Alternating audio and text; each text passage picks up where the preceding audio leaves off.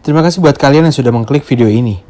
Di sini saya akan membahas kasus-kasus kriminal, kasus yang belum terpecahkan, mitos dan fakta, serta misteri-misteri yang belum terungkap, dengan investigasi mendalam dan pendekatan psikologis bersama saya Pepep.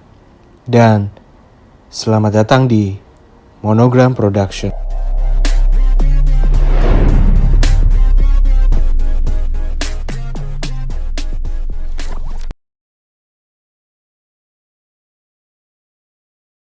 Di video kali ini, aku mau menceritakan sebuah kisah haru dari Mahameru, yaitu kisah tentang almarhum Muammar Hanafi yang telah menghembuskan nafas terakhirnya di Gunung Semeru.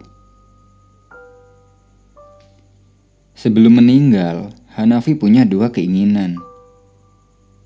Yang pertama, dia ingin ke Gang Potlot karena dia adalah anak slankers. Keinginan pertamanya ini sudah terpenuhi bersama sahabatnya anak slankers di Jombang. Keinginan keduanya, dia ingin menginjakan kakinya di Gunung Semeru. Dan keinginan ini terpenuhi bersama dua sahabatnya, yaitu Saha dan Faruh. Ada banyak kisah mengharukan dalam perjalanan mereka waktu itu. Hingga akhirnya Hanafi menghembuskan nafas terakhirnya di Ranukumbolo setelah keinginan keduanya sudah terpenuhi. Waktu itu, pertengahan bulan Desember tahun 2009, Mapala Indonesia mengadakan acara napaktilas Suhogi ke Gunung Semeru. Suhogi adalah seorang aktivis sekaligus penulis yang mendirikan Mapala UI, Mapala pertama di Indonesia. Suhogi meninggal di usia yang relatif muda, yaitu pada tanggal 6 Desember tahun 1969. Hanya beberapa jam sebelum ulang tahunnya yang ke-27. Suhogi meninggal di puncak Gunung Semeru, gunung tertinggi di Pulau Jawa, karena menghirup gas beracun. Dalam acara napaktilas itu, pesertanya terdiri dari semua komunitas pencinta alam se-Indonesia. Nah, mendengar kabar itu, Saha dan ketiga temannya, ada Faruh, Herman, dan Hanafi, berencana ikut serta dalam acara napaktilas tersebut untuk mewakili kota Jombang dan membawa nama Jago Adventure. Di antara mereka berempat, Hermanlah yang sebelumnya sudah pernah mendaki ke Gunung Semeru. Ya, setidaknya bisa merangkul mereka yang belum pernah mendaki ke Gunung Semeru. Singkat cerita, setelah 1 hari sebelum pemberangkatan acara napaktilas Suhogi, tiba-tiba Herman memberi kabar kalau dia tidak bisa ikut serta dalam acara tersebut. Mendengar kabar itu, mereka sedikit tersentak dan berunding kembali, karena di sisi lain, kondisi keuangan mereka sangatlah menipis. Hanafi coba mengajak salah satu temannya untuk ikut menggantikan Herman, tapi temannya nggak bisa karena mendadak dan belum ada persiapan sama sekali. Di sisi lain, keuangan teman yang diajaknya itu juga sangat menipis. Hanafi coba tetap merayunya lagi agar mau ikut dengan kata-kata, "Udahlah, ayo ikut. Masalah uang yang penting cukup untuk berangkat. Urusan pulang mah gampang." Tapi temannya tetap tidak bisa ikut. Karena di sisi lain, dia juga tidak ada persiapan fisik sama sekali untuk mendaki ke Gunung Semeru. Akhirnya mereka tetap memutuskan untuk berangkat bertiga, yaitu Saha, Hanafi, dan Faruh. Keesokan harinya mereka berangkat dari Jombang ke Tumpang. Tumpang adalah salah satu daerah di Malang. Sesampai di sana mereka sempat berdiskusi lagi karena keuangan semakin menipis. Dan di Tumpang, mereka bertemu dengan peserta napaktilas lainnya. Saha bertanya pada Hanafi, "Gimana Mang? Uangnya cukup gak untuk kita ke Ranupani?" Amang adalah nama panggilan dari Hanafi. Lalu Hanafi menjawab, "Sebenarnya kurang. Ini cuma cukup kita sampai Ranupani doang. Dan untuk turunnya gak cukup." "Terus gimana? apa kita tetap berangkat? Udah gak apa-apa, kita tetap berangkat. Untuk turunnya gampang. Kita bisa numpang mobil sayur yang ke arah Lumajang. Nanti kita ke rumahku dulu, baru setelah itu kita balik ke Jombang. Tempat tinggal Hanafi adalah di Lumajang, tapi dia tinggal di Jombang untuk sekolah dan kuliah. Di sana dia tinggal dengan bibinya. Akhirnya mereka tetap berangkat ke Ranupani dengan menaiki kendaraan hardtop bersama peserta napaktilas lainnya. Sesampai di Ranupani, mereka berkumpul dengan peserta napaktilas lainnya dari berbagai daerah. Di Ranupani itu mereka sempat berunding lagi soal keuangan untuk turun. Dan satu kata dari Hanafi yang masih diingat, "Nanti setelah ini kita pulang ke rumahku dulu ya. Kalau udah sampai di rumahku dapat uang, terus kita balik ke Jombang." Setelah berunding, akhirnya mereka memutuskan untuk tetap berangkat. Pada waktu itu pendakian Gunung Semeru belum seramai sekarang. Bahkan dulu, tiket masuk pun belum ada. Perjalanan waktu itu dibagi menjadi sekitar 7 kelompok. Saha, Hanafi, dan Faruh mendapat kelompok terakhir. Dan di kelompok itu, kebanyakan pendaki udah pada senior.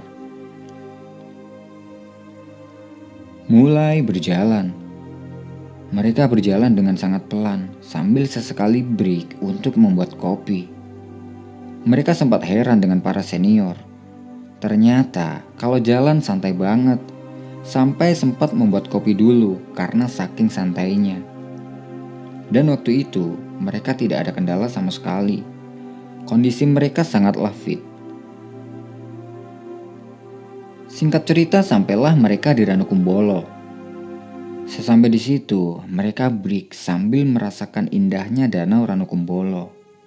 Semua orang pasti akan kagum dengan keindahan Danau Ranukumbolo ini.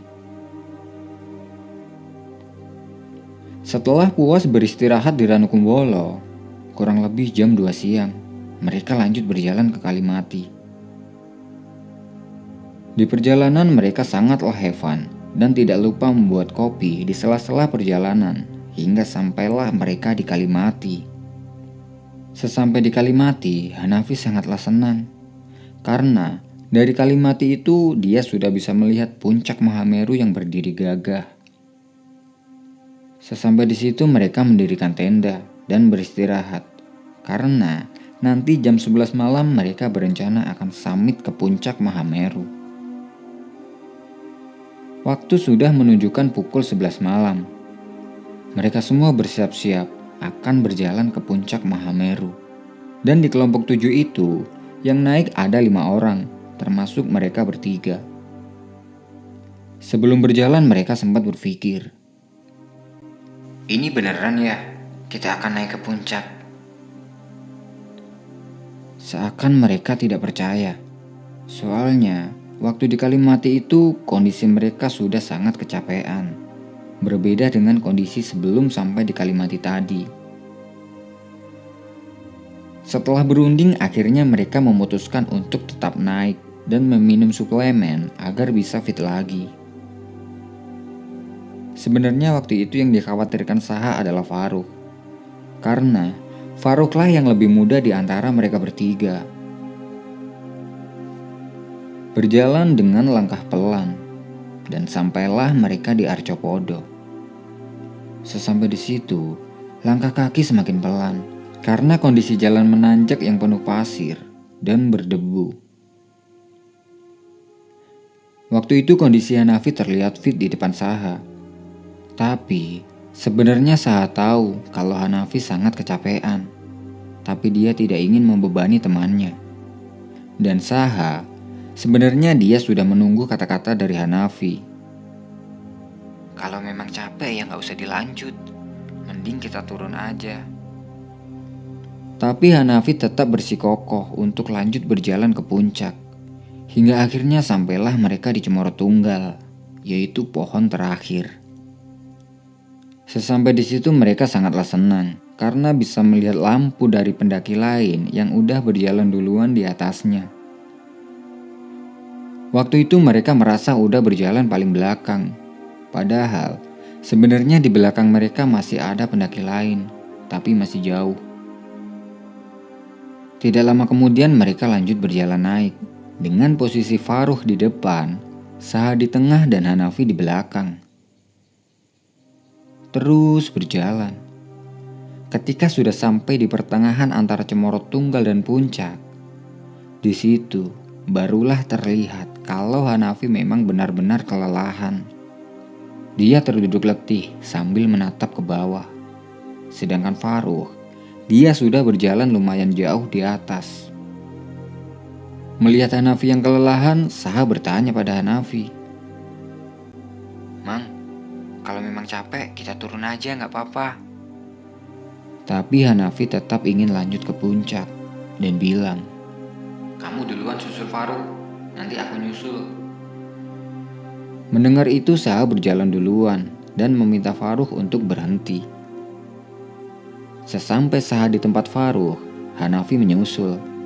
Sesampai Hanafi di tempat Saha, Faruh berjalan. Jadi waktu itu jalan mereka saling menyusul. Pagi telah tiba. Terlihat matahari mulai terbit menyinari perjalanan mereka. Dan di situ, semua ego mulai terlihat. Faruh, dia tetap berjalan duluan karena ingin cepat sampai di puncak. Saha dan Hanafi sempat berhenti lumayan lama sambil membayangkan. Enak ya yang di bawah yang gak ikut naik, bisa menikmati kopi. Saat itu Hanafi sedang terduduk lemas sambil menatap ke bawah. Lalu Saha bilang, "Gimana Mang? Aku duluan nyusul Faruk lagi ya, nanti kamu nyusul aku." Hanafi bilang iya. Lalu Saha berjalan duluan meninggalkan Hanafi untuk menyusul Faruh. Sesampai Saha di tempat Faruh, ternyata Hanafi tidak menyusulnya. Waktu itu Saha sudah mengira kalau Hanafi memang benar-benar sudah kelelahan. Mereka pun duduk sambil menunggu kedatangan Hanafi. Tapi setelah lama menunggu, Saha dapat pesan dari pendaki yang akan naik. "Mas, ini Mas Saha ya dari Jombang?" "Iya betul Mas. Tadi saya dapat pesan dari temannya di bawah, katanya dia mau balik turun." "Oh iya Mas, terima kasih." Melihat Faruh yang udah berjalan jauh di atas, Saha bingung antara kembali turun atau menyusul Faruh di atas, sementara puncak sudah terlihat dekat. Lalu Saha berinisiatif untuk menitipkan pesan kembali melalui pendaki yang akan turun waktu itu. "Mas, nanti kalau ketemu pendaki dari Jombang, tolong bilang ya ke dia kalau saya ke puncak dulu sebentar. Nanti saya susul setelah kembali dari puncak." Setelah menitipkan pesan itu, Saha lalu bergegas ke atas dan menyusul Faruh untuk menuju ke puncak. Setelah sampai di puncak, Saha merasa menyesal karena dia tidak bisa berdiri di puncak Mahameru bersama-sama dengan Hanafi. Di puncak mereka hanya sedikit berdokumentasi, yang penting sudah menunjukkan kalau mereka perwakilan dari Jombang sudah sampai di puncak Mahameru.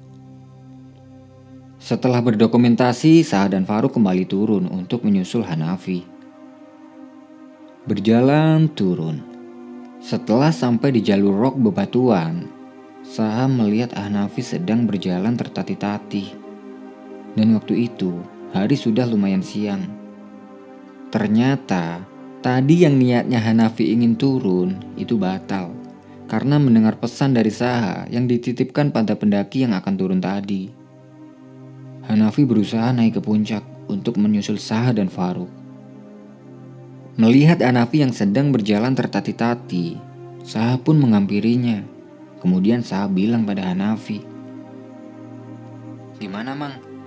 Kita balik ke puncak lagi tah, biar kamu bisa sampai di puncak." Hanafi menjawab dengan kondisi yang sangat kelelahan. "Tapi aku takut kalau ke puncak. Nanti asap pedus gembel akan mengarah ke puncak." Lalu Saha mencoba untuk membuat Hanafi agar dia tidak kecewa. "Ya udah Mang, gak apa-apa.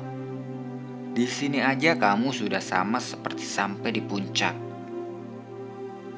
Lalu Saha meminta Hanafi untuk membuka bendera AWH yang dibawanya dan akan difoto untuk berdokumentasi. Setelah selesai berdokumentasi, Saha bilang, "Udah kan? Udah terpenuhi untuk sampai di Mahameru?" "Iya, lega rasanya bisa sampai di sini." "Ya udah, sekarang sudah waktunya kita turun ya, Mang." Mereka pun berdiri dari duduknya dan akan turun. Tapi Hanafi tidak berdiri. Dia masih tetap di posisi duduknya sambil berselonjoran. Melihat itu, akhirnya Saha mengundur niatnya untuk turun waktu itu dan berdokumentasi lagi. Tidak lama kemudian, hal yang sama terulang lagi. Faruk sudah berjalan duluan. Lalu Hanafi bilang kepada Saha, "Kamu duluan susul Faruk, nanti aku nyusul." Sebelum Saha turun duluan untuk menyusul Faruk, mereka sempat bertemu dengan ketua kelompok 7 yang waktu itu juga akan turun. Melihat itu Saha sedikit lega karena Hanafi sudah ada temannya dan dia bisa turun duluan untuk menyusul Faruk. Berjalan turun, Saha dan Faruk berniat menunggu Hanafi di pohon terakhir, yaitu Cemoro Tunggal. Setelah sampai di Cemoro Tunggal, Saha dan Faruk duduk untuk menunggu Hanafi. Lama menunggu, tapi Hanafi tidak juga terlihat. Karena sangat capek dan angin sepoi-sepoi, mereka berdua tertidur di Cemoro Tunggal. Tidak lama kemudian mereka terbangun dan melihat Hanafi belum juga datang menyusul. Saha berpikir, mungkin Hanafi sudah berjalan turun ketika mereka tertidur tadi. Lalu Saha mengajak Faruk untuk turun. "Ya udah Ruk, kita turun aja. Mungkin tadi Amang udah jalan turun duluan pas kita tidur. Lagian Amang kan udah sama ketua kelompok tadi." Mereka pun berjalan turun. Sesampai di Arcopodo, Saha dan Faruk sempat berhenti lagi karena masih ragu. Takutnya Hanafi masih ada di atas. Tapi setelah lama menunggu, Hanafi tidak kunjung datang. Akhirnya mereka berdua memutuskan untuk berjalan turun dan menunggu Hanafi di Kalimati. Setelah sampai di Kalimati, Saha mendapat kabar dari pendaki yang akan turun kalau di atas ada pendaki dari Jombang yang digendong karena kelelahan. Tidak lama kemudian Saha melihat Hanafi sudah datang dan digendong oleh ketua kelompok. Melihat itu Saha langsung menghampirinya dan gantian menggendong Hanafi. Saha menggendong Hanafi ke shelter Kalimati. Setelah sampai di shelter, Hanafi langsung ditangani oleh tim medis Napaktilas dari Universitas Indonesia. Ketika Hanafi sedang dalam penanganan tim medis, Saha dan Faruk ikut rapat dengan peserta Napaktilas lainnya untuk membahas perjalanan turun. Ketika sedang rapat, tiba-tiba terdengar suara Hanafi dari dalam shelter. Dia sedang menggerung. Mendengar itu Saha cepat-cepat datang ke shelter untuk menengok keadaan Hanafi. Setelah sampai di shelter, ternyata di situ Hanafi terlihat sedang menggigil kedinginan hebat. Melihat Hanafi yang sedang kedinginan, Saha memindahkan Hanafi ke dalam tenda agar lebih hangat. Sesampai di tenda, Hanafi masih tetap menggigil kedinginan sambil menggerung. Melihat keadaan Hanafi yang seperti itu, Saha berpikir, apa jangan-jangan Hanafi sedang kesurupan? Lalu Saha membacakan doa-doa sebisanya. Ketika Hanafi sedang menggigil kedinginan, dia sempat menyebut nama cewek baju merah. Nama cewek itu mungkin Dian. Dian adalah peserta Napaktilas dari Jakarta. Mendengar itu Saha bertanya pada Hanafi, "Baju merah siapa, Mang? Dian tah?" Tapi Hanafi tidak menjawab dan hanya menggigil kedinginan. Di acara Napaktilas itu memang ada satu wanita yang dikagumi Hanafi, yaitu Dian. Tidak lama kemudian, tiba-tiba Hanafi mengeluarkan busa dari mulutnya. Melihat itu, Saha sangat panik. Dia berpikir, mungkin di dalam tenda ini terlalu pengap. Lalu Hanafi dibawa Saha keluar tenda. Ketika sudah berada di luar tenda, tim medis datang untuk memberi pertolongan dengan memberinya oksigen. Tapi oksigen dari tim medis tidak bertahan lama karena kehabisan. Karena tidak ada lagi bahan oksigen, Saha mencoba memberi pertolongan dengan memberinya nafas buatan pada Hanafi. Saha memompa dadanya Hanafi, dilanjut dengan meniup bagian mulutnya. Tapi busa yang keluar dari mulutnya Hanafi semakin banyak. Saha tidak berputus asa. Dia terus memberi nafas buatan pada Hanafi sambil dalam hati berkata, "Ini temanku. Aku gak mau kita pulang hanya berdua." Tidak lama kemudian, busa yang keluar dari mulutnya Hanafi sudah mulai berkurang. Karena hari sudah mulai sore, banyak kelompok yang memutuskan untuk turun dari Kalimati. Dan mau tidak mau, mereka harus membawa Hanafi turun ke Ranukumbolo malam ini juga. Karena percuma kalau mau menunggu tim penolong dari bawah sampai di sini. Keburu keadaan Hanafi semakin memburuk. Akhirnya Saha memutuskan untuk mencari kayu dan menandu Hanafi turun ke Ranukumbolo dengan dibantu teman-teman lainnya. Berjalan turun sambil menandu Hanafi. Di tengah-tengah perjalanan turun, tiba-tiba Saha merasa kalau Hanafi ini sangat berat saat ditandunya. Hal yang sama juga dirasakan teman-teman yang ikut membantu menandunya. Dalam hati Saha berkata, "Padahal tadi pas digendong di Kalimati, tidak seberat ini." Rasanya yang dipikul itu seperti bukan hanya Hanafi, tapi ada orang lain. Saha tidak mau berpikir negatif. Ya mungkin saja waktu itu dia sedang kelelahan karena memikul sambil membawa tas carrier. Sesampai di Ororombo, mereka semua sempat berhenti karena kecapean. Dan di situ, Saha melihat wajah Hanafi semakin pucat. Kemudian Saha membasuh wajah Hanafi sambil berkata, "Mang, tahan ya Mang. Sebentar lagi kita sampai di Ranukumbolo dan kita akan pulang bareng." Tidak lama kemudian mereka lanjut berjalan hingga sampai di Ranukumbolo pada jam 2 malam. Beruntungnya pada tahun 2009 itu, di Ranukumbolo sudah ada bangunan shelter. Dan Saha, dia membawa Hanafi masuk ke dalam shelter tersebut. Waktu normal perjalanan dari Kalimati ke Ranukumbolo hanya sekitar 4 jam. Tapi waktu itu ditempuh Saha dalam waktu 8 jam. Sesampai di shelter, mereka menidurkan Hanafi di dalam. Dan teman-teman lainnya, mereka memasak untuk mereka. Mulai dari memasak air hangat, membuatkan teh, kopi, dan lain-lain. Tidak lama kemudian Hanafi sudah tidak menggigil lagi seperti sebelumnya. Tapi Saha tetap yakin kalau Hanafi masih hidup. Dia mencoba mendengar denyut nadinya Hanafi, meskipun terasa sangat lambat. Malam itu Saha dan Faruk tidur di dalam shelter bersama Hanafi, dengan posisi Saha di sebelah kanan dan Faruk di sebelah kirinya. Pagi pun tiba. Kurang lebih jam 5 pagi, mereka terbangun. Ketika mereka terbangun, Hanafi akan dicek keadaannya oleh tim medis napak tilas. Mereka berdua pun keluar dari shelter untuk berkumpul dengan teman-teman lainnya. Ketika sedang berkumpul, tiba-tiba Saha mendengar dari mulut ke mulut kalau Hanafi sudah pergi dan sudah mengembuskan nafas terakhirnya.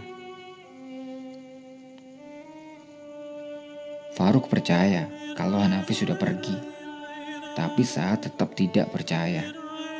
Saha bilang pada Faruk, "Aku bisa percaya kalau Amang tidak ada, kalau kita sudah sampai di Ranupani.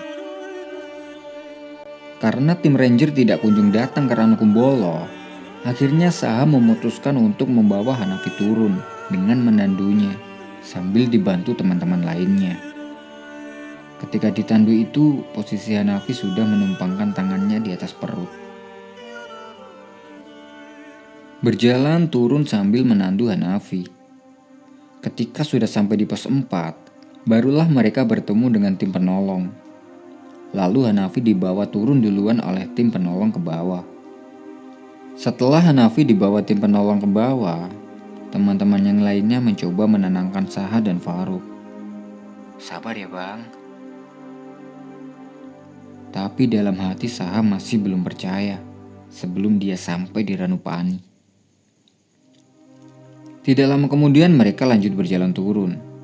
Pos demi pos pun dilewati. Dan sampailah mereka di pos 2. Di pos 2 mereka sempat bertemu dengan Om Don. Beliau adalah seorang fotografer. Lalu Om Don berkata pada mereka berdua, "Sabar ya mas, mungkin ini sudah takdir dari Yang Maha Kuasa." Mulai dari situ, Saha sedikit percaya kalau Hanafi memang sudah tidak ada, tapi belum sepenuhnya percaya. Lalu Om Don memotret mereka berdua untuk berdokumentasi. Singkat cerita, sampailah mereka di pos 1. Dan di pos 1 itu, mereka baru dapat sinyal. Kemudian Saha menelpon Babe untuk memberinya kabar. Babe adalah nama panggilan dari teman mereka yang berada di Jombang. Dalam telepon Saha berkata, "Be, sepurone yo. Sing wingi budal wong telu, saiki mung iso bali wong loro tok." Yang artinya, "B, maaf ya. Yang kemarin kita berangkat bertiga, sekarang hanya bisa balik berdua." Dalam telepon Babe menjawab, "Maksudnya apa? Yang jelas kalau ngomong." "Ya, kita nggak bisa balik bertiga, Be," jawab Saha dengan sedih. Lalu Faruk menyahut HP-nya Saha dan bilang kepada Babe dengan singkat dan jelas, "Be, Amang udah gak ada." Dari situ Babe tahu kalau Hanafi sudah tidak ada.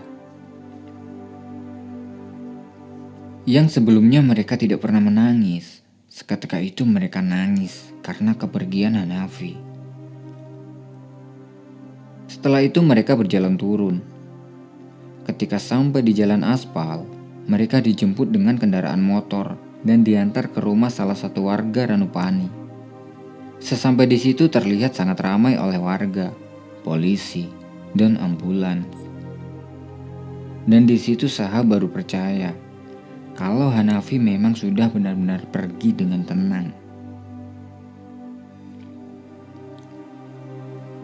Saha diinterogasi oleh polisi tentang kejadian itu. Ketika sedang diinterogasi, Faruk pamit ke kamar mandi. Lalu jenazah almarhum Hanafi dimasukkan ke dalam ambulans dan Saha diminta untuk ikut. Sebelum berangkat, Saha bilang pada Pak Polisi, "Sebentar Pak, masih ada teman satu lagi di kamar mandi." Pak Polisi menjawab, "Udah gak apa-apa, biar nanti sama teman lainnya. Yang penting sekarang kamu ikut dulu." Jenazah almarhum Hanafi dibawa ke rumah sakit di daerah Lumajang. Ketika sudah sampai di rumah sakit, Saha melihat almarhum Hanafi sudah ada di kamar mayat. Lalu Saha ikut ke rumahnya Hanafi di Lumajang untuk memakamkan almarhum. Selama 7 hari Saha tinggal di rumah almarhum. Keluarga almarhum sangat sedih atas kepergian Hanafi. Sampai-sampai mereka meminta Saha agar tinggal di situ. Karena perilakunya Saha selama di rumah itu mirip sekali dengan perilaku almarhum ketika berada di rumah. 7 hari kemudian, Babe dan Faruk datang ke rumahnya almarhum untuk ziarah dan menjemput Saha untuk kembali ke Jombang.